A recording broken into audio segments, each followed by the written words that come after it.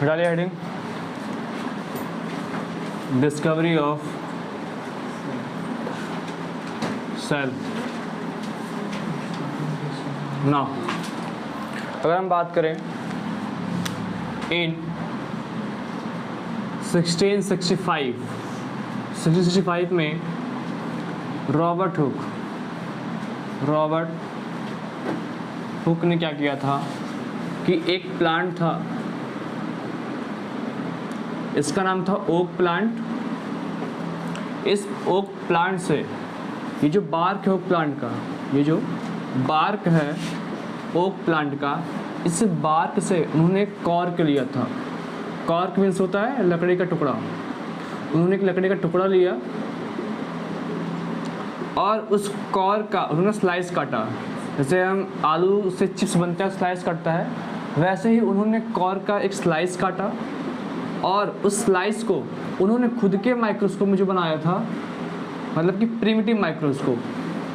Primitive मतलब होता है पुराना, प्रिमिटिव माइक्रोस्कोप या पहले कह सकते हो।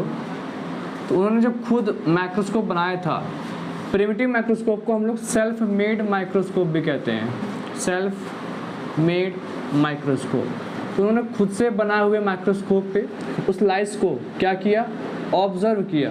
उन्होंने उसको देखा और उनको कुछ हनी कॉम्ब लाइक स्ट्रक्चर दिखाई दिया। ऐसे उनको कुछ हनी कॉम्ब लाइक स्ट्रक्चर दिखाई दिया, हनी कॉम्ब लाइक स्ट्रक्चर। अब ये जो हनी कॉम्ब लाइक स्ट्रक्चर था, इसमें स्मॉल बॉक्सेस थे। देखिए एक ये स्मॉल बॉक्स है, एक ये स्मॉल बॉक्स है।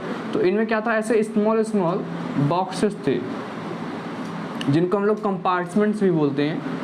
बॉक्स और कंपार्टमेंट एक ही चीज़ है, बस वर्ड्स अलग अलग हैं ना। एक बार क्या हुआ था, एक बार वो गए थे, एक जेल है जिसको लोग कहते हैं काला पानी का जेल, वहाँ पे ये गए थे। तो जो काला पानी का जेल होता है उसको हम लोग कहते हैं सेलुलर जेल, मतलब उसका दूसरा नाम है। काला पानी जेल को हम लोग सेलुलर जेल भी कहते हैं।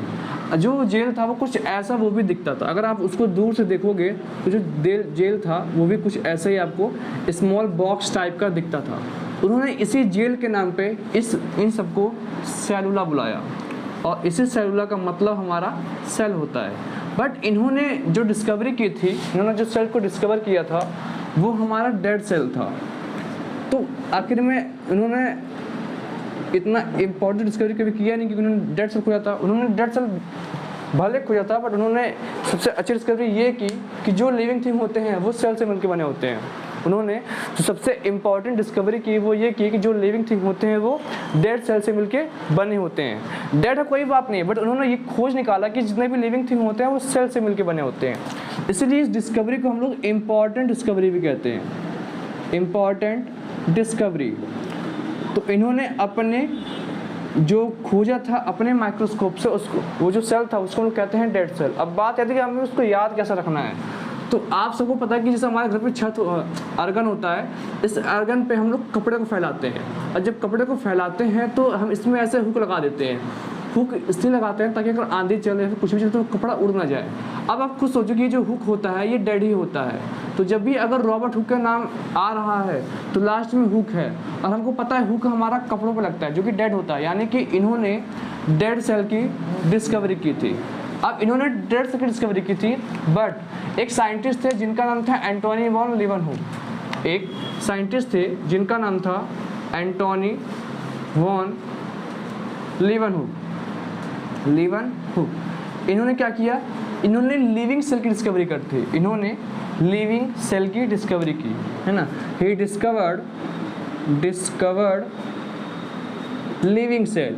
इन्होंने लिविंग सेल की डिस्कवरी की थी और इन्होंने जो सेल को डिस्कवर किया था उसका नाम था सेल ऑफ स्पाइरोगाइरा। उसको लोग कहते हैं सेल ऑफ स्पाइरोगाइरा।